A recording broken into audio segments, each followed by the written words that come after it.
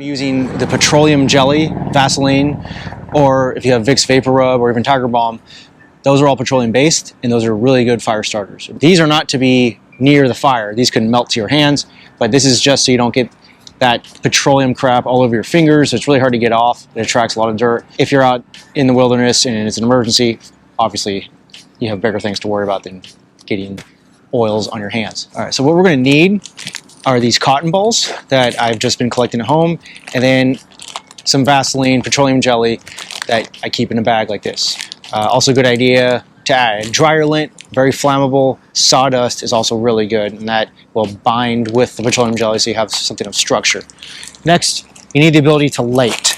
I'm talking about a lighter. So I like everything rechargeable.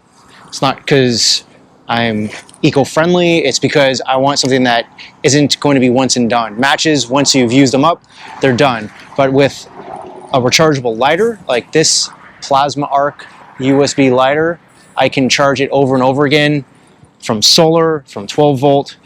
It's USB rechargeable, and it's a lot more durable in the wind. In other words, matches are going to blow out, and you don't want to be wasting a precious depleting, decreasing supply matches. So I like this. So what I'm going to do is take a cotton ball, take some of the petroleum jelly, and then I'm going to pull apart the cotton ball. I'm going to wrap the cotton ball around the petroleum jelly so I have some structure now. And then I'm going to get a piece of the wood and rub this on the rough part so it sticks to the wood. So I'll show you how that looks. Gonna need some dinner? All right, so I'm gonna grab a piece of wood that has some texture to it, right? I don't want this because it's not gonna adhere as easily, but one of these, I would take it apart and then just tuck it in. See, I'm just wrapping it. I'm rubbing it up and down, and it's going to leave some of the residue tucked into those little sharp crevices there. You can see this is why I have the gloves on, because this stuff just gets all over your hands. It's inconvenient, but it's not that big of a deal, really. If you have the gloves available, just use them. So I want it to be towards the edge so it'll light. So I'm going to have a little tab sticking out there. And then I'm going to light that little tab that I see sticking out there. It's off my gloves with the rag. And then you can see here, I'm just going to make sure I'm holding it the right way.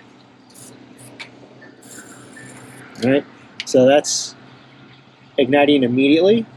You can see it's coming out the other side too.